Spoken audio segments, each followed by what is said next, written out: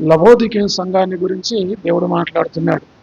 దేవుడు ప్రతి సంఘాన్ని ఆయన స్కాన్ చేస్తాడు.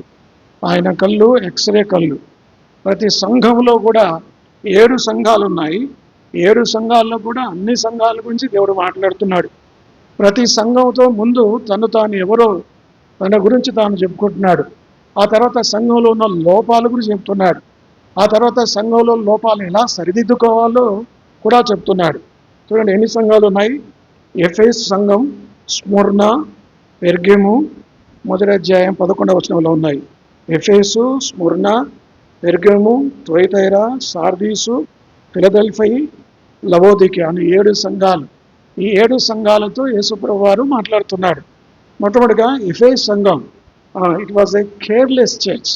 అజాగ్రత్తతో ఉండే సంఘం ఇది, నిర్లక్ష్యమైన సంఘం. ఒకవేళ మన సంఘం ఎలాగుంది, ఈ రెహబోతు ఎలాగుంది అనేది కూడా మనం పరీక్షించుకోవాలి. ఎఫెసు సంఘం అనేది ఎలాంటిదంటే ద కేర్లెస్ చర్చ్, అజాగ్రత్తగా నిర్లక్ష్యంగా జీవించేవారు. కాబట్టి అలా ఉన్నామని మనం పరిశీలించుకోవాలి. ఇక రెండవ సంఘం స్ముర్ణ సంఘం. స్ముర్ణ సంఘం ద క్రౌన్డ్ చర్చ్, ఇది మహిమ కిరీటమైన సంఘం. ఒక 2 సంఘాలను మాత్రమే దేవుడు ప్రశంసిస్తున్నాడు. స్ముర్ణ సంఘంలో ఏ లోపాన్ని దేవుడు ఎత్తి చూపలేదు. అర్థమైందండి. ఫిలదెల్ఫియాలో కూడా ఆయన ఏ తప్పు చూపించలేదు. ఒక 2 సంఘాలు తప్ప మిగతా 5 సంఘాల్లో కూడా బలహీనతలు, లోపాలు, పాపాలు ఉన్నాయి. కాబట్టి మనల్ని మనం పరీక్షించుకోవాలి, మన సంఘాన్ని కూడా పరీక్షించుకోవాలి. స్ముర్ణ సంఘం కిరీటంతో కూడిన గొప్ప సంఘం. ఇక మూడవది పెర్గము సంఘం, ద కాంప్రమైజింగ్ చర్చ్, రాజీపడే సంఘం. కాబట్టి దేవునితో ఉంటారు వాళ్ళు, లోకంతో ఉంటారు. ఆదివారం క్రైస్తవుల చర్చిలో, మిగతా వారం అంతా లోకం, రాజీపడే జీవితం. కాబట్టి ఈ పెర్గము సంఘం ఎలాంటిదంటే ద కాంప్రమైజింగ్ చర్చ్. మనం కూడా రాజీపడే వ్యక్తులుగా ఉన్నామా, అటువంటి సంఘంగా ఉన్నామా, మనం సరిదిద్దుకోవాలి. తుయతైరా సంఘం 2వ అధ్యాయం 18, ద కరప్టెడ్ చర్చ్, పాడైపోయిన సంఘం. కాబట్టి పూర్తిగా కరప్ట్ అయిపోయింది, పూర్తిగా పాడైపోయిన సంఘం తుయతైరా సంఘం. అది గమనించాలి. 3వ అధ్యాయం మొదటి వచనంలో సార్దీ సంఘం ఉంది. ఈ సార్దీ సంఘం ఎలాంటిదంటే ద ఫీబుల్ చర్చ్, బలహీనమైన సంఘం. కాబట్టి శక్తి లేదు, బలం లేదు కదా. అక్కడ ఉన్నాయి కదా, జీవించున్నావన్న పేరు మాత్రం ఉన్నది కానీ నీవు మృతుడవే, కొర ప్రాణంతో ఉంది, బలం లేదు, శక్తి లేదు, బలహీనమైన సంఘం అయిపోయింది. ఆ తర్వాత ఫిలదెల్ఫియా సంఘం ద ఫెయిత్ఫుల్ చర్చ్, నమ్మకమైన సంఘం. అదేంటంటే విశ్వాసపాత్రమైన సంఘం.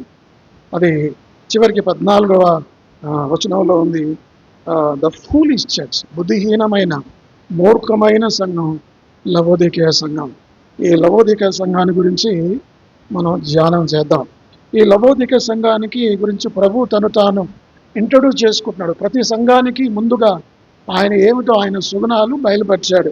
మొట్టమొదటికి ఇక్కడ చెప్తున్నాడు 14వ అధ్యాయంలో 14వ వచనం, 3వ అధ్యాయం 14, లవోదికేలో ఉన్న సంఘదూతకు ఇలాగ వ్రాయము, ఆమెన్ అనువాదుడు, నమ్మకమైన సత్యసాక్షి, దేవుని సృష్టికి ఆదిరైన వాడు చెప్పు సంగతులేమనగా.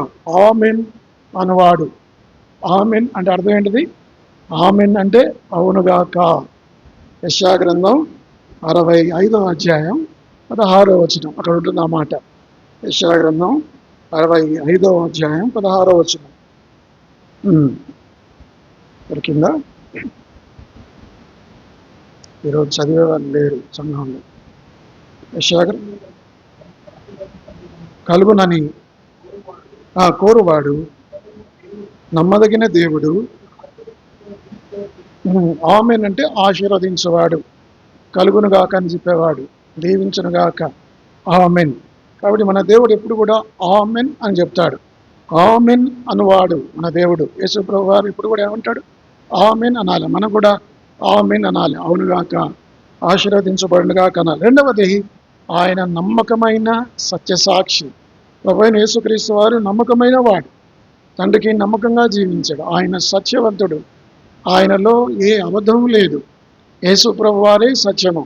ఆయన అంటాడు, నేనే మార్గమును, సత్యమును, జీవమును. మన తండ్రి అయిన దేవుడు సత్యవంతుడు, ద్వితీయోపదేశకాండం 32:4 ఆయన యథార్థవంతుడు. Our God is the God of truth. మన దేవుడు యథార్థవంతుడు, సత్యవంతుడు. అదేవిధంగా కుమారుడైన యేసుక్రీస్తు వారు, the son is the son of truth. కుమారుడైన యేసుక్రీస్తు కూడా సత్యవంతుడు. పరిశుద్ధాత్ముడు కూడా, the spirit is the spirit of truth. పరిశుద్ధాత్మ దేవుడు సత్య స్వరూపి అయిన ఆత్మ. తండ్రి అయిన దేవుడు సత్యవంతుడు, కుమారుడైన యేసుక్రీస్తు సత్యవంతుడు, పరిశుద్ధాత్మ దేవుడు సత్యవంతుడు. ఆయన వాక్యం కూడా సత్యమే. దై వర్డ్ ఈజ్ ట్రూత్. నీ వాక్యమే సత్యమని యోహాను సువార్త 17:17 ఉంది. కాబట్టి ఆయన సత్యవంతుడు. ఆయన బిడ్డలో మనం కూడా సత్యంగా ఉండాలి. కాబట్టి మొట్టమొదటిగా ఆమెన్ అంటాడు ఆయన. రెండవది నమ్మకమైన సత్య సాక్షి. మూడవది ఆయన సుగుణం గురించి రాయబడింది, దేవుని సృష్టికి ఆధీనైన వాడు. అంటే దీన్ని అపార్థం చేసుకుంటారు కల్ట్స్. తప్పుడు బోధ చేసే వాళ్ళు ఏం చేస్తారంటే, దేవుని సృష్టికి ఆది అయిన వాడు చూడండి, దేవుడు సృష్టించాడు, ఆ సృష్టిలో మొదటి వాడు అని చెప్తారు. కాదు, అలా అనుకోవటానికి లేదు. కొలస్సీలకు రాసిన పత్రిక మొదటి అధ్యాయం, కొలస్సీలకు రాసిన పత్రిక మొదటి అధ్యాయంలో కూడా ఆల్మోస్ట్ ఇవే మాటలు ఉన్నాయి. ఏలైనగా 15వ వచనం, ఆయన అదృశ్య దేవుని స్వరూపి అయి సర్వ సృష్టికి ఆది సంభూతుడై ఉన్నాడు. అంటే తండ్రి అయిన దేవుడు కుమారుని సృజించినట్లుగా కాదు. అంటే అర్థం ఏంటంటే, తండ్రి అయిన దేవుడు తన కుమారుని ద్వారా సమస్తాన్ని సృజించాడు. యేసు క్రీస్తు ద్వారా సృజించాడని అర్థం. కాబట్టి తండ్రి, కుమారుడు, పరిశుద్ధాత్ముడు ముగ్గురు, త్రిత్వంలో ముగ్గురు వ్యక్తులు. మనకు ముగ్గురు దేవుళ్ళు లేరు. దేవుడు ఒక్కడే. ఒక్క దేవుడు ముగ్గురులో ఉంటాడు. God is one. He exists in 3 persons. God the father, God the son and God the holy spirit. దేవుడు ఒక్కడే.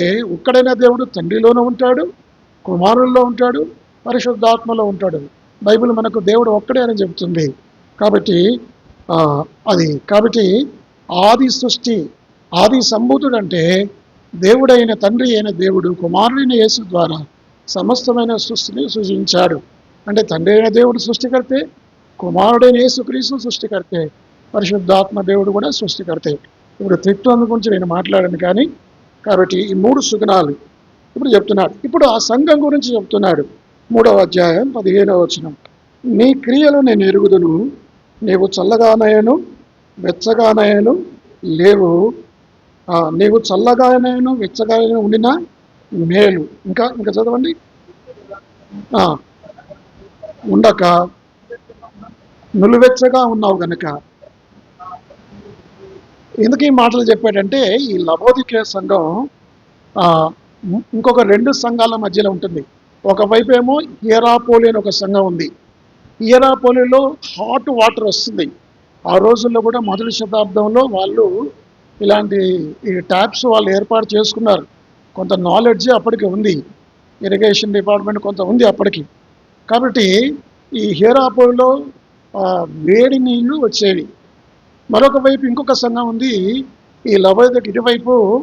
అదే సంఘం అది, ఒకటి హియరాపోలి, కొలస్సీ అనే సంఘం. కొలస్సీ సంఘంలో చల్లని నీళ్లు వచ్చేవి. కాబట్టి ఒకవైపు వేడి నీళ్లు, అత్యధికమైన వేడి, మరొక వైపు చల్లని నీళ్లు. ఈ 2 కలిపి మరి లవోదికీయకు వచ్చేవి. ఈ వేడి నీళ్లు చల్లని నీళ్ళు కలిస్తే ఏమైతే చెప్పండి? నులువెచ్చని. కొలస్సీలకు రాసిన పత్రిక 4వ అధ్యాయం, అక్కడ మాటలు ఉన్నాయి. కొలస్సీలకు రాసిన పత్రిక 4వ అధ్యాయం 13, ఇతడు మీ కొరకును లవోదికీయ వారి కొరకును హియరాపోలి వారి కొరకును బహు ప్రయాసపడుచున్నాడని ఇతన్ని గురించి సాక్ష్యం ఇచ్చినాను. ఎవరి గురించి? ఎఫ్రాయిము. ఎఫ్రాయిమేనా? ఎపఫ్రా, క్షమించాలి. ఎపఫ్రా గురించి సాక్ష్యం ఇస్తున్నాడు. అంటే ఈ 3 సంఘాలు పక్క పక్క ఉన్నాయి. కొలస్సీ సంఘం, లవోదికీయ సంఘం, హియరాపోలి సంఘం. హియరాపోలి నుంచి హాట్ వాటర్ వస్తుంది. తర్వాత ఇంకా కొలస్సీ నుంచి చల్లని వాటర్ వస్తుంది. ఈ 2 వచ్చి మిళితమై లవోదికీయ ఏమవుతుందంటే నులివెచ్చని స్థితిలోకి వెళ్ళింది. కాబట్టి ఇక్కడ ప్రభు అంటాడు, నువ్వు ఎట్లా ఉండాలి? వెచ్చగానైనను, నువ్వు చల్లగానైనను వెచ్చగానైనను ఉండిన మేలు.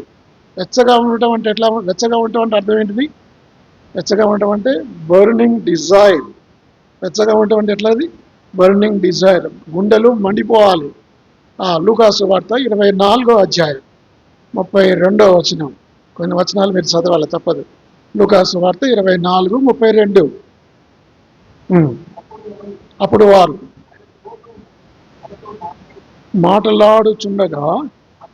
మాట్లాడుచు బోధపరుచున్నప్పుడు మన హృదయం మనలో మండుచుండలేదా? చాలు. అంటే ఏ గుండె ఇది? మండే గుండె, బర్నింగ్ హార్ట్ అంటారు దీన్ని. అంటే వెచ్చగా ఉండాలి, మన గుండెలు కాలిపోవాలి, అటువంటి ఆసక్తి ఉండాలి. Burning desire మనకుందా? ప్రభు కొరకు నేను జీవించాలనే రోషం ఉందా? కాబట్టి బర్నింగ్ డిజైర్. కాబట్టి యేసుప్రభు వారు ఎమ్మాయి గ్రామంలో ఇద్దరు శిష్యులతో మాట్లాడుతున్నప్పుడట ఏం జరిగింది? వారి గుండెలు, వారి హృదయాలు మండుచున్నాయి. లేఖనాలట వారి హృదయాలను మండింపజేశాయి. అంటే వెచ్చని స్థితిలో ఉన్నారు వాళ్ళు. కాబట్టి దేవుని కొరకు మనం ఆ విధంగా వెచ్చగా, బర్నింగ్ హార్ట్, మండే గుండెలు మనకు ఉండాలి కదా, బర్నింగ్ డిజైర్స్ మనకు ఉండాలి. అట్లా లేకపోతే ఇంకొక హృదయం ఉంది. ఒకటేమో బర్నింగ్ హార్ట్, రెండవది మత్తయి సువార్త 24వ అధ్యాయం 12వ వచనం. ఇదే గుండె. మత్తయి సువార్త 24:12. అక్రమం విస్తరించద చేత అనేకుల ప్రేమ చల్లారిపోయింది. Cold heart. ఎట్లా ఉంది ఇప్పుడు మీ హృదయాలు? ఎవరికి వారు, నాకు నేను, మీకు మీరు. మన గుండెలు, మన హృదయాలు ఎలాగున్నాయి? ప్రభు కొరకై మండే గుండెలుగా, బర్నింగ్ డిజైర్, బర్నింగ్ హార్ట్గా ఉన్నాయా? వెచ్చగా ఉన్నామా? లేకుంటే చల్లబడిపోయి నిరాశతో, నిస్పృహతో ఏముందిలే, ఏదో వద్దాం, ఏదో పోదాం, ఆదివారం ఏదో కానుకేద్దాం, అట్లా అలవాటుగా వస్తున్నామా? మొత్తం చల్లగా అయిపోయామా? కాబట్టి 24:12 ఏం చెప్తుందంటే కోల్డ్ హార్ట్ గురించి మాట్లాడుతుంది. అదే లూకా 24 ఏం మాట్లాడుతుందంటే బర్నింగ్ హార్ట్ గురించి మాట్లాడుతుంది. ప్రభు ఏమంటాడంటే నువ్వు వెచ్చగానైనా ఉండు, నువ్వు చల్లగానైనా ఉండు. చల్లగానైనా ఉండి ఎందుకన్నాడు? వెచ్చగా ఉంటే మంచిదే. వెచ్చగా ఉంటే, వేడిగా ఉంటే, బర్నింగ్ హార్ట్ ఉంటే సంతోషం, నీకు ఆసక్తి ఉంది, అందుని బట్టి దేవుడికి వందనాలు. అయితే నువ్వు చల్లగా ఉంటే కూడా మంచిదే. చల్లగా ఉంటే అర్థం ఏంటంటే నీకు నువ్వు తెలుసుకుంటావు, నేను చల్లగా ఉన్నాను, నాకు మారు మనసు లేదు, నాకు రక్షణ లేదు, కాబట్టి నేను మారు మనసు పొందాలి, నేను రక్షణ పొందాలి అనుకుంటాడు. ఎవరు? చల్లగా ఉన్నవాడు. నులివెచ్చగా ఉన్నవాడు ఏమీ అనుకోడు. నులివెచ్చగా ఉంటాడు, రక్షణ ఉండదు, రక్షింపబడిన అనుకుంటాడు. పరిశుద్ధమైన జీవితం ఉండదు, నేను పరిశుద్ధంగా ఉన్నాను అనుకుంటాడు. జీవితం ప్రవర్తన బాగుండదు, నేను బాగున్నాను అనుకుంటాడు. నులివెచ్చిన స్థితి చాలా ప్రమాదకరమైన స్థితి. నువ్వు వెచ్చగానైనా ఉండాలి, లేకుంటే ఎలా ఉండాలి? చల్లగా ఉండాలని చల్లగా అయిపోవను కాదు.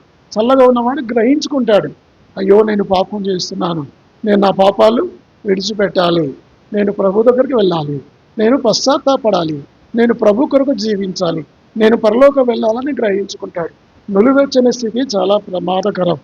కాబట్టి మనం ఎలా ఉన్నాం? శక్తిని కోల్పోయిన వారంగా ఉన్నామా? బలహీనంగా ఉన్నామా?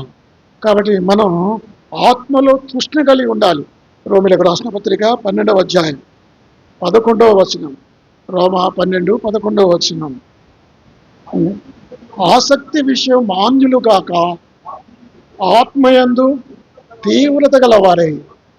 ఎలా సేవించాలి ప్రభుని? మనం డల్గా కాదు, ఏదో కాదు, తీవ్రతగా, ఆత్మ తీవ్రత, మండే గుండెలతో, ఆసక్తి విషయంలో మాంద్యులు. ఆసక్తి ఉండాలి మనకు, అన్ని విషయాల్లో. మందిరానికి రావడానికి ఆసక్తి ఉండాలి, ఆరాధన చేయడానికి ఆసక్తి ఉండాలి, పాటలు పాడడానికి ఆసక్తి ఉండాలి, మందిరంలో పరిచయం చేయడానికి ఆసక్తి ఉండాలి, దేవుని మందిరం అంటే ఆసక్తి ఉండాలి. ఆసక్తి లేని వారిగా ఉండకూడదు. ఎవరికైతే ఈ చల్లని హృదయం, కోల్డ్ హార్ట్ ఉంటుందో, నులివెచ్చగా ఉంటారో, అలాంటి వారి జీవితంలో ఏమీ సాధించలేరు. అలాంటి వారి జీవితాన్ని అటు యేసుప్రభువు ఏం చేస్తాడు? నిన్ను నా నోటి నుండి ఉమ్మివేను ఉద్దేశించున్నాను. ఎంత ప్రమాదం, ఎంత తీవ్రమైన మాట. నులివెచ్చగా జీవించిన వారి జీవితాలని దేవుడు వెలివేస్తాడు. అలాంటి వారికి పరలోకంలో స్థానము లేదు. కాబట్టి శక్తిని కోల్పోయిన సంఘం వలె లవోదికే సంఘం అలాగే ఉంది. చూడండి, కొలస్సీలకు రాసిన పత్రిక 4వ అధ్యాయం 12వ వచనం, 16 కూడా. ముందు 12 చదవండి, తర్వాత 16 చదవండి. మీలో ఒకడు ఎపఫ్రా చెప్పుచున్నాడు,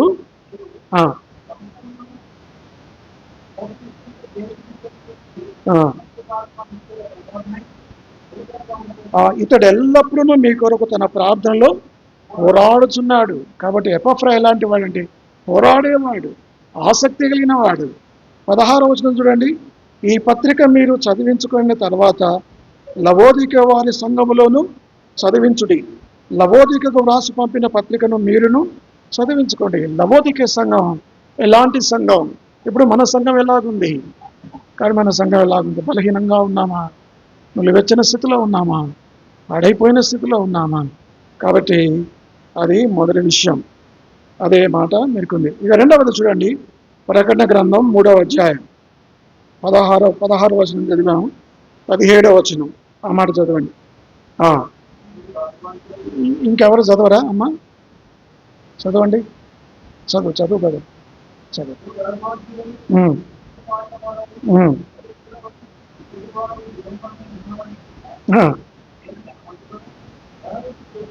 ఇక్కడ వాళ్ళు ఏం చేశారంటే వాళ్ళు విలువలు కోల్పోయారు. ముందు మొట్టమొదటిగా ఈ లవోదిక సంఘం శక్తిని కోల్పోయింది, బలాన్ని కోల్పోయింది. రెండవది వాళ్ళు విలువలు కోల్పోయారు. వాళ్ళు ఏమనుకుంటున్నారు? నేను ధనవంతుడను. దేవుడు ఏం చెప్తున్నాడు వాళ్ళ గురించి?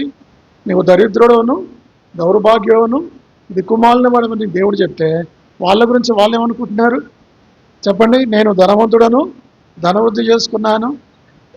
కాబట్టి మన గురించి మనం సరిగ్గా అసెస్ చేసుకోవాలి, మన గురించి మనం సరిగ్గా అంచనా వేసుకోవాలి. నా గురించి నేను తప్పుగా భావించకూడదు. నేను దరిద్రునైతే దరిద్రుని అనుకోవాలి, ధనవంతునైతే ధనవంతుని అనుకోవాలి. స్మరణ సంఘం దరిద్రమైన సంఘం కదా, కానీ వారు ధనవంతులు. వాళ్ళ దృష్టిలో వారు దరిద్రులు, కానీ దేవుని దృష్టిలో వారు ఎలాంటి వాళ్ళు? ధనవంతులు. చూడండి ఆ మాటలు 3వ అధ్యాయం 2వ వచనం నేను చదువుతాను. 9వ వచనం. నీ శ్రమను దరిద్రతను నేను ఎరుగుదును, అయినను నీవు ధనవంతుడవే. కాబట్టి వాళ్ళు పేదవాళ్ళు, ఎవరు? స్మరణ సంఘం వాళ్ళు, కానీ ఆత్మీయంగా ధనవంతులు. వాళ్ళు రక్షణ పొందారు, నీతిమంతులుగా తీర్చబడ్డారు, పరిశుద్ధులుగా జీవించారు. మరి విశ్వాసమందు భాగ్యవంతులు వాళ్ళు. అయితే మరి లవోదిక సంఘం ఎలాగుంది? దరిద్రులు వాళ్ళు. వాళ్ళకు ఆస్తి ఎక్కువ ఉంది. మీకు తెలుసా, ఈ లవోదిక సంఘంలో ఉన్ని వస్త్రాలు ఉన్నాయి, బాగా డబ్బు సంపాదిస్తారు వాళ్ళు. వాళ్ళకు కొన్ని ఫ్యాక్టరీలు ఉన్నాయి. ఆ రోజుల్లో ఉన్ని నేసే బాగా బంగారం వాళ్ళ దగ్గర ఉంది, ఉన్ని నేసే కంపెనీలు వాళ్ళ దగ్గర ఉన్నాయి. కాబట్టి వాళ్ళు డబ్బు చేత, గర్వం చేత హెచ్చించిపోయి వాళ్ళు ఏం చెప్పుకుంటున్నారు వాళ్ళ గురించి? నేను ధనవృద్ధి చేసుకున్నాను. చూడండి ఆ మాటలు. నేను ధనవంతుడను, ధనవృద్ధి చేసి ఉన్నాను, నాకేమీ కొదవలేదని చెప్పుకొనిచున్నావు. చూసారా ఎంత గర్వం వచ్చింది? కొన్నిసార్లు డబ్బు వల్ల గర్వం వస్తుంది. ఈ డబ్బు ఎక్కువైపోయి, సుఖం ఎక్కువైపోయి ఈ లవోదిక సంఘం గర్విస్తుంది. నాకేమీ లేదు, నాకేమీ తక్కువ లేదని చెప్తున్నారు. ఎంత ప్రమాదం అది. కాబట్టి వాళ్ళు ఏం చేశారంటే, మరి స్మరణ వల్లే వాళ్ళు తగ్గించుకోలేదు. స్మరణకు లవోదికకు తేడా, స్మరణ దరిద్రులు, ధనవంతులు దేవుని దృష్టిలో. మరి లవోదిక మనుషుల దృష్టిలో ధనవంతులు, దేవుని దృష్టిలో దరిద్రులు. దేవుడు యేసుప్రభు అంటాడు, నీవు దరిద్రుడవును, దిక్కుమాలిన దౌర్భాగ్యుడవు, దిక్కుమాలిన వాడవు, దరిద్రుడవు. మనం ఎలాగున్నాం? దేవుని వాక్య వెలుగులో మన జీవితం ఎలాగుంది? మనం దరిద్రులుగా ఉన్నామా దేవుని దృష్టిలో? ఈ లోకం దృష్టిలో గొప్ప సంగతి కాదు. ఈ లోకం దృష్టిలో మనకు ఎంత డబ్బున్నా, ఎంత కీర్తి ప్రతిష్టలున్నా కాదు. దేవుని దృష్టిలో మనం ధనవంతులమా? మనల్ని మనం పరీక్షించుకోవాలి. అది మొదటి విషయం. ఇక తర్వాత వాళ్ళు చూపును కోల్పోయారట. చూడండి ఆ మాటలు. ప్రకటన గ్రంథం 3వ అధ్యాయం 17వ వచనం. నీవు దౌర్భాగ్యుడవును, దిక్కుమాలిన వాడవును, దరిద్రువును, గ్రుడ్డి వాడవు. ఎలాంటి వాళ్ళు? గ్రుడ్డి వాళ్ళు. ఈ లవోదికలో ఇంకొక కంపెనీ ఉంది. ఏం కంపెనీ అంటే కళ్ళకు కాటుక తయారు చేసే కంపెనీ అక్కడ ఉంది. తెలుసా? చిన్నప్పుడు పాత కాలంలో కళ్ళకి, ఇంక రోజుల్లో కళ్ళ కాటుక పెడుతున్నారు నాకు తెలియదు, కానీ స్త్రీలు పూర్వ రోజుల్లో కళ్ళ కాటుక పెట్టేవాళ్ళు. హైటెక్స్ అని ఒకటి ఉంటుండే, నా పేరు ఆ కళ్ళ కాటుక తయారు చేసే కంపెనీ లవోదికలో ఉండేది. కాబట్టి దానివల్ల వాళ్ళు బాగా డబ్బు సంపాదించారు. ఇప్పుడు యేసుప్రభు అంటారు, మీరు గ్రుడ్డి వాళ్ళు. అంటే గ్రుడ్డి వాళ్ళు అంటే వాళ్ళకేమీ చూపు లేదని కాదు, వాళ్ళు గ్రుడ్డి వాళ్ళు కాదు. యోహాను సువార్త 9వ అధ్యాయంలో ఒక పొట్టి గ్రుడ్డి వాడు ఉంటాడు. ఉన్నప్పుడు యేసుప్రభు వారు స్వస్థపరుస్తాడు. స్వస్థపరిచిన తర్వాత ఈ పరిచయులు యేసు ప్రభు వారిని విసిగిస్తారు. చూడండి ఆ మాటలు, యోహాను సువార్త 9వ అధ్యాయం. యేసు ప్రభు వాళ్ళని పరిచయాలను పట్టుకొని మీరు గుడ్డివాళ్ళు అంటారు. యోహాను సువార్త 9వ అధ్యాయం చివరి భాగంలో ఉంటుంది. అందుకు యేసు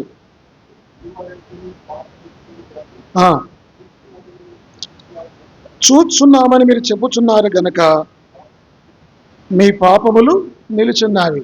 గుడ్డోడేమో చూడకుండా గుడ్డోళ్ళు, మీరు కన్నులుండి గుడ్డోళ్ళు అయిపోయారు. అంటే దేవుని విషయాలు గమనించని వాళ్ళు. కాబట్టి దేవుడు ఏమిటో వాళ్ళ గ్రహింపు లేదు. దేవుడు ఏం చేస్తున్నాడో, యేసుక్రీస్తు వారు నీ కొరకు నా కొరకు ఏం చేశాడు? ఆయన సంఘాన్ని ఇచ్చాడు, సహవాసం ఇచ్చాడు, సేవకులను ఇచ్చాడు, ప్రాణం పెట్టాడు, వెల చెల్లించాడు, పరిశుద్ధ గ్రంథం ఇచ్చాడు. మనం ఇవేవి గ్రహించలేని స్థితిలో అంధత్వంలో ఉన్నారు, దూరదృష్టి లేనివారు. 2వ పేతురు 1వ అధ్యాయం, 2వ పేతురు పేతురు అక్కడ అంటున్నాడు ఆ మాటలు. 2వ పేతురు 1వ అధ్యాయం 5వ వచనం, 5 నుంచి 9 వరకు. ఆ హేతువు చేతనే నేను ఎక్స్పీరియన్స్ అవుతాడు. మీ విశ్వాసమునందు సద్గుణమును, సద్గుణమునందు జ్ఞానమును, జ్ఞానమునందు ఆశానిగ్రహమును, ఆశానిగ్రహమునందు సహనమును, సహనమునందు భక్తిని, భక్తి యందు సహోదర ప్రేమను, సహోదర ప్రేమ యందు దయను అమర్చుకొనుడి. ఇవి మీకు కలిగి విస్తరించేలా అవి మన ప్రభువైన యేసుక్రీస్తును గూర్చిన అనుభవ జ్ఞాన విషయంలో మిమ్మను సోమరులైన నిష్ఫలైన లేకుండా కాకుండా చేయను. ఇవి ఎవరికి లేకపోవునో, ఇది గమనించండి, ఇవి ఎవరికి లేకపోవునో వాడు తన పూర్వ పాపములకు శుద్ధి కలిగిన సంగతి మరిచిపోయి గుడ్డివాడును, దూరదృష్టి లేని వాడును ఆయను. చూసారా? కాబట్టి గుడ్డివారంటే గ్రహించలేని స్థితిలో ఉన్నారు. లవోదికీయ సంఘం ఆత్మ సంబంధమైన గుడ్డితనం వచ్చింది, కన్నుల నుండి చూడలేని స్థితిలో ఉన్నారు. మన సంగతి ఎలాగుంది? రాయబోతు గురించి ఆలోచన చేద్దాం. కాబట్టి ఈ లవోదికీయ వారు వెచ్చగా లేరు, చల్లగా లేరు, నిలువెచ్చగా ఉన్నారు. నిలువెచ్చని స్థితిలో ఉన్నామా? యేసు ప్రభా నన్ను క్షమించు నాయన, నేను నిలువెచ్చని స్థితిలో ఉన్నాను ప్రభా, నీ నోటి నుంచి నన్ను ఉమ్మి వేయకు ప్రభా, నన్ను క్షమించు, నీ రక్తముతో నన్ను కడుగు అని ఆయన నోటి నుంచి ఉమ్మి వేయక ముందే, మళ్ళీ అసహించుకోకముందే ప్రభు ఎదుట మనం పశ్చాత్తాపడాలి. రెండవది, ఈ లోకధనం గురించి కాదు, విశ్వాసం ముందు మనం భాగ్యవంతులుగా ఉన్నామా? యాకోబు రాసిన పత్రిక 5వ అధ్యాయం, యాకోబు రాసిన పత్రిక 2వ అధ్యాయం 5వ వచనము. నా ప్రియ సహోదరులారా ఆలకించుడి, ఈ లోక విషయంలో దరిద్రులైన వారిని విశ్వాసమందు భాగ్యవంతులుగాను, తను ప్రేమించు వారికి తాను వాగ్దానం చేసిన రాజ్యమునకు వారసులుగాను ఉంటకు దేవుడు ఏర్పరచుకోలేదా? ఈ లోకంలో దరిద్రులైన మనల్ని, మనమందరం పేదవాళ్ళని, మనల్ని దేవుడు విశ్వాసమందు భాగ్యవంతులుగా చేశాడు. ఆయన ధనవంతుడు, మనం దరిద్రులము. ఆయన మనల్ని ధనవంతులుగా చేయటకు ఆయన దరిద్రుడయ్యాడు. కాబట్టి నువ్వు విశ్వాసమందు నేను దరిద్రుని చెప్పుకోవద్దు. అయ్యో నేను నాకేమీ లేదు అని చెప్పుకోవద్దు. నేను దేవుని ఉన్నాను, నేను లోకంలో పేదవాడినైనా సరే యేసు ప్రభువును కలిగి ఉన్నాను, నా కొరకు పరలోకం ఎదురు చూస్తుంది, నేను పరలోకంలో బంగారు వీధిలో తిరిగే వ్యక్తిని, నేను ధనవంతుడని చెప్పుకోవాలి. క్రీస్తునందు మనం అందరము ధనవంతులమే. అర్థమైందండి? మూడవది, వాళ్ళు చూపును కోల్పోయారు, మరి గ్రహించలేని స్థితిలో ఉన్నారు, గుడ్డివారుగా ఉన్నారు. ఆత్మ సంబంధమైన గుడ్డితనంలో మనం ఉండకూడదు, మనం చూసేవారంగా ఉండాలన్న సంగతి అని చెప్తున్నాడు. కాబట్టి ఇప్పుడు చూపు రావాలంటే ఏం చేయాలి? ఇప్పుడు లవోదికీయ సంఘం గురుడిదని చెప్తున్నాడు. ఆ గురుడి సంఘానికి చూపు రావాలంటే ఏం చెప్తున్నాడు ప్రభు? ఒక ఇన్స్ట్రక్షన్ ఇస్తున్నాడు. 18వ వచనం మధ్య భాగం, నీకు దృష్టి కలుగునట్లు నీ కన్నులకు కాటుకను నా యొద్ద కొనుమని నీకు బుద్ధి చెప్తున్నాను. మీ కంపెనీలు తయారు చేసిన చోటు మీ ఊర్లో ఓ లవోదికీయ సంఘమా, ఆ కాటుక పెట్టుకుంటే మీకు చూపు రాదు, కానీ నేనిచ్చే హెవెన్లీ ఐటెక్స్ కదా, ఆ కాటుకను మీరు పెట్టుకోండి. అది మీరు పెట్టుకుంటే మీ కన్నులు తెరవబడతాయి, మీ గురుడితనం పోతుంది అని ప్రభు చెప్తున్నాడు. అది మూడవది. ఇక నాలుగవది, వారు వస్త్రాలు కోల్పోయారు. వాళ్ళు ఎలాంటి వారు అయిపోయారట? దిగంబరులు అయిపోయారు. ఆ మాటలు ఎక్కడుంది? ఆ మాటలు, నీవు దౌర్భాగ్యుడవును, దిక్కుమాలిన వాడవు, దరిద్రుడవు, గుడ్డివాడవు, దిగంబరుడవు, వస్త్రాలు కోల్పోయిన వారు. వస్త్రాలు కోల్పోయిన స్థితిలో ఉన్నామా? ఎలాంటి స్థితిలో మనం ఉన్నాము మనం జ్ఞాపకం చేసుకోండి. వస్త్రాలు కాబట్టి దేవుని వాక్యంలో ఉంది, మీకు తెలుసు కదా, 61వ అధ్యాయం, యెషయా గ్రంథం 61వ అధ్యాయం. ఆ మాట చదవండి. 10 ధరించుకోయినా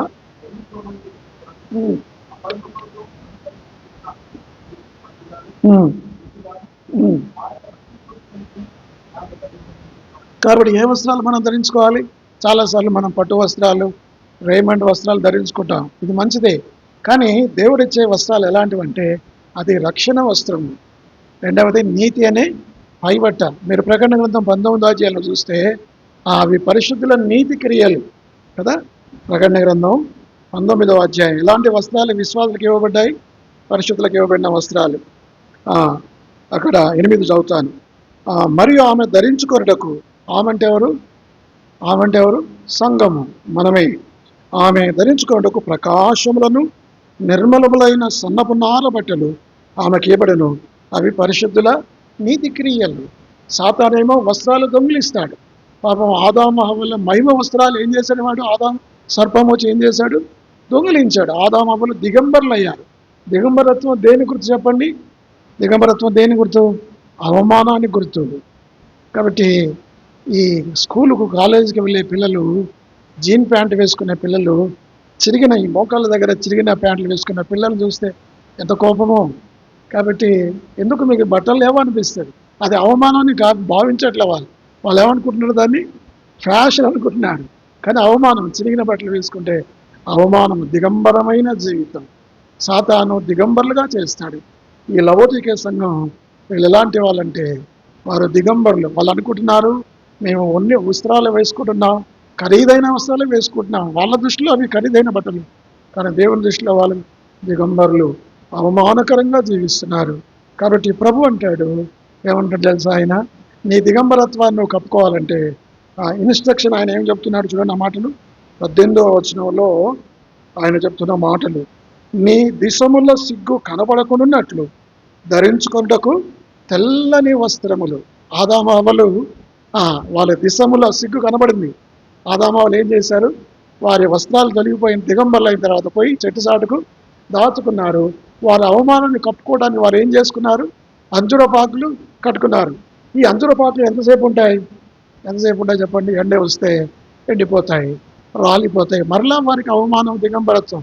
అప్పుడు దేవుడు ఏం చేశాడంటే, దేవుడనే యెహోవా ఒక చర్మపు చొక్కాయలు, ఒక గొర్రెపిల్ల, నిర్దోషమైన గొర్రెపిల్లని, క్రీస్తుకు సారూప్యమైన గొర్రెపిల్లని చంపి రక్తాన్ని, నిర్దోషమైన గొర్రెపిల్ల ఏదైనా తోటలో వధించబడింది. ఆ చర్మపు చొక్కాయలు ఆదామవ్వలకు ఆయన ధరింపజేశాడు. అంటే పర్మనెంట్. ఆదామవ్వలు పరలోకానికి పోయారా, నరకానికి పోయారా? చెప్పండి. ఎందుకు పోయారు పరలోకానికి? ఎందుకు పోయారు చెప్పండి? చర్మపు చొక్కాయలు ధరించుకున్నారు. ఓ ప్రభా, నీ చర్మపు చొక్కాయలు నాకు వద్దు కనుక వాళ్ళు అనుంటే, అంటే ఆ నిత్య రక్షణ వారు రిజెక్ట్ చేసి ఉంటే వారు నరకానికి వెళ్ళేవారు. కానీ వారు మొదట పాపం చేశారు, తర్వాత అంగీకరించారు. చర్మపు చొక్కాయలు దేవుడు ధరింపజేస్తే ధరించుకున్నారు, నిత్య రక్షణ పొందారు, పరలోకంలో ప్రభుతో వారు ఉన్నారు. కాబట్టి తెల్లని వస్త్రాలు, మహిమ వస్త్రాలు. వాడు తప్పిపోయిన కుమారుడు తండ్రి వద్దకు వచ్చినప్పుడు చిరిగిపోయిన వస్త్రాలు, మాసిన వస్త్రాలు, మురికి వస్త్రాలు. మన నీతి క్రియలన్నీ మురికి గుడ్డల వంటివి. అది దేవుని వాక్యం 64వ కీర్తన 10వ వచనం కదా ఆ మాటలు ఉన్నాయి. కాబట్టి మరి తప్పిపోయిన కుమారుడికి తండ్రి ఏమి ఇచ్చాడు? ప్రశస్తమైన వస్త్రాలు. త్వరగా మన దేవుడు తెల్లని వస్త్రాలు, మన పాప వస్త్రాలు, మన దిగంబరత్వాన్ని తీసివేస్తాడు ఆయన ఏమి ఇస్తాడంటే తెల్లని వస్త్రాలు. ప్రకటన గ్రంథం 7వ అధ్యాయం చూడండి. మనం గత వారంలో చదివాం కదా. ప్రకటన 7వ అధ్యాయం ఎన్నో వచనం? అది 14వ వచనం. అందుకు నేను, అయ్యా మీకే తెలియననగా అతడు ఇలాగూ నాతో చెప్పాను, వీరు మహాశ్రమ నుండి వచ్చిన వారు, గొర్రెపిల్ల రక్తములో తమ వస్త్రములు ఉదుక్కొని వాటిని తెలుపు చేసుకుని. తెల్లని వస్త్రాలు దేని గుర్తంటే పరిశుద్ధత గుర్తు. కాబట్టి దిగంబరత్వం పోవాలంటే దేవుడిచ్చే తెల్లని వస్త్రాలు మనం ధరించుకోవాల్సిన అవసరం ఎంతైనా ఉంది. అర్థమైందండి? అదేవిధంగా ప్రకటన గ్రంథంలో కూడా ఆ మాటలు ఉన్నాయి. ఎక్కడున్నాయి ప్రకటన గ్రంథంలో? 17వ అధ్యాయం 22వ వచనమా? ప్రకటన 17:22లో మాటలున్నాయా? లేదు. జయించువాడు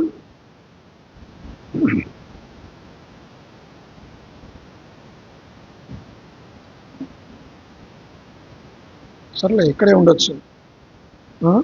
ఈ సంఘాలతోనే ప్రభువు మాట్లాడుతున్నాడు. ఎక్కడ దొరుకుతుందా తెల్లని వస్త్రాలనే మాట? 13వ వచనం ఉందా? అది చదివినం లేదు. అది కాకుండా ఇంకొక దగ్గర కూడా 3వ అధ్యాయం 4వ వచనం అట. అయితే వస్త్రములు అపవిత్రపరచుకొని కొందరు సార్దీస్లో నీ యొద్ద ఉన్నారు. వారు అర్హులు గనక తెల్లని వస్త్రములు ధరించుకొని. చూడండి, పరలోకలు ఎలాగుంటుందో తెలుసా? పరలోకలు అందరికీ రకరకాల రంగుల డ్రెస్సులు ఉండవు. అందరికీ నాకులాగా వైట్ అండ్ వైట్. అందరూ మహామహిమ వస్త్రాలతో దగదగ మెరుస్తారు. కొన్ని కోట్ల మంది ప్రజలు తెల్లని వస్త్రాలు ధరించి పరలోకంలో తిరుగుతూ ఉంటారు. ఎంత ఆనందం, ఎంత సంతోషం.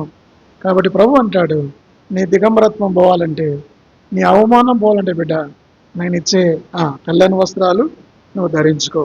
అర్థమైందా? యేసు ప్రభు వారు చివరిలో ఒక 3 ఇన్స్ట్రక్షన్ ఇచ్చాడు. చూడండి, మొట్టమొదటిగా ఎక్స్ప్లెనేషన్ ఏమన్నాడు ఆయన? 19వ వచనం, 3:19 చదవండి. నేను ప్రేమించు వారందరినీ గద్దించి శిక్షించున్నాను. దేవుడు వారందరినీ హెచ్చరిస్తూ, వారి తప్పులు చూపిస్తూ కూడా దేవుడు ఇంకా నవోదిక సంఘాన్ని ప్రేమిస్తున్నాడు. కాబట్టి తండ్రి ప్రేమించే కుమారుడు ఏం చేస్తాడు? ఇప్పుడు మన పిల్లల్ని మనం కొడితే ఏమి కాదు, వేరే వాళ్ళు కొడితే ఊరుకుంటామా? అంటే కొట్టడం కూడా ప్రేమే, మన పిల్లల్ని శిక్షించడం కూడా ప్రేమే. కాబట్టి దేవుడు తన పిల్లలైన వారిని శిక్షిస్తున్నాడు, ప్రేమ చేత శిక్షిస్తాడు. కాబట్టి దేవుడు కొన్నిసార్లు నీకు శిక్షణ తీసుకొని వస్తాడు. అది ప్రేమలో భాగమే, అది ఆయన కోపంలో భాగంగా భావించవద్దు. శిక్ష ద్వారా నేను సరి చేస్తాడు, అది కూడా ప్రేమ. ఇక రెండవది ఆయన అంటాడు, నీవు ఆసక్తి కలిగి మారు మనసు పొందు. ఆసక్తి కలిగి మారు మనసు పొందు. ఈ మధ్యాహ్నం వేళలో లవోదికతోనే కాదు, ఏ సంఘం ఇది, రేబోతు కూడా మాట్లాడుతున్నాడు. ఆసక్తి కలిగి ఇంకా ఏదైనా పాపాలు మన హృదయంలో ఉన్నాయా? చాలాసార్లు అలవాటుగా మన బలలో చేవేస్తున్నాం, పాపాల్లో జీవిస్తున్నాం, రాజీ పడుతున్నాం, అబద్ధాల్లో, మోసాల్లో, చెడ్డ ప్రవర్తనలో ఉన్నాం. కాబట్టి ప్రభువా నన్ను క్షమించు. లవోదికే వల్లే ప్రభువా నేను కూడా ఆసక్తి కలిగి మారు మనసు పొందుతున్నాను అని మారు మనసు పొందాలి. మూడవది ప్రభు అంటాడు, మూడవది invitation. Number 1 explanation, number 2 exhortation, number 3 invitation. ఏమిటి ఆయన ఇచ్చే ఆహ్వానం? చెప్పండి, ఏమిటి ఆయన ఇచ్చే ఆహ్వానం? ఇదిగో నేను తలుపు వద్ద నిలుచుండి తట్టుచున్నాను. కాబట్టి విచిత్రమైన విషయం ఏంటంటే, సంఘంలో వీళ్ళున్నారు, లవోదికే సంఘంలో ఎవరున్నారు? లవోదికే విశ్వాసులు ఉన్నారు, కానీ దేవుడు లేడు. వీళ్ళందరూ లోపలుండి ప్రభువును బయట పెట్టాడు. ప్రభు అంటున్నాడు, అయ్యో బిడ్డలారా, నేను సంఘంలో ఉండాలి, కానీ నన్ను మీరేం చేశారు? బయట పెట్టారు. మీ చెడ్డ ప్రవర్తనను బట్టి, మీ అపవిత్రమైన జీవితాన్ని బట్టి నేను బయట ఉన్నాను, నన్ను లోపలికి రానివ్వండి. ప్రభు తడుతున్నాడు, మన హృదయాలను తడుతున్నాడు. మన హృదయంలోకి, మన జీవితంలోకి, మన సంఘంలోకి, మన ఇంట్లోకి ప్రభు రావాలని ఆశపడుతున్నాడు. మనం ఏం చేయాలి? ప్రభా, యేసు ప్రభా, నీవు నా హృదయంలోకి రా, నా జీవితంలోకి రా, నా సంఘంలోకి రా అని చెప్పి మనం ఆహ్వానించాలి. అర్థమైందండి? మరి మనం చదివిన విషయాలు, లవోదిక యొక్క దేవుడు తను తాను ఏ విధంగా ఆమేన్ అనువాడు, నమ్మకమైన సత్యసాక్షి, ఆది సృష్టికి ఆది సంభూతుడు అని చెప్తున్నవాడు. రెండవది వాళ్ళ తప్పిదాలు చూపిస్తున్నాడు. ఏమిటి? వాళ్ళు చెప్తున్నాడు, నువ్వు వెచ్చగాలి, నువ్వు చల్లగా లేవని చెప్తున్నాడు. రెండవది నువ్వు దరిద్రం అని చెప్తున్నాడు. మూడవది గుడ్డివాడని చెప్తున్నాడు. నాలుగవది దిగంబరి. మనకు కూడా చెప్తున్నాడు. మీరెవరో మీరు అనుకోవద్దు, ఎవరికో చెప్తున్నా అనుకోవద్దు. బోధకుడు నేను ఇక్కడ మాట్లాడుతున్నానంటే ఫలానా వ్యక్తి అనుకోవద్దు. నేను చెప్తున్నా, నాకు నేను చెప్పుకుంటున్నాను. వినుచున్నా మీరందరూ కూడా ఏమనుకోవాలి? ఇది నాకే చెప్తున్నాడు ఈ వాక్యం అనుకోవాలి. అర్థమైందండి? కాబట్టి దేవుడు మన తప్పులు చూపించినప్పుడు, వాక్య వెలుగులో మన గుడితనము, మన దిగంబరత్వము, మన యొక్క అవమానం దేవుడు చూపిస్తున్నప్పుడు మనం సరి చేసుకోవాలి. సరి చేసుకునే అవకాశం కూడా ప్రభు ఇస్తున్నాడు. ఏమంటున్నాడు ప్రభు? నీవు ఆసక్తి కలిగి మారు మనస్సు పొందుము. ఒకవేళ నీవు నన్ను ఆహ్వానిస్తే, బిడ్డ నేను నీతో ఉంటాను, నీతో భోజనం చేస్తాను, నీతో సహవాసం కలిగి ఉంటాను. ఆ విధంగా తీర్మానం చేద్దాం. ప్రభుతో ఎల్లప్పుడూ సహవాసం కలిగి ఉందాం. దేవుడి వాక్యమును దీవించును గాక. ప్రార్థన చేస్తాం.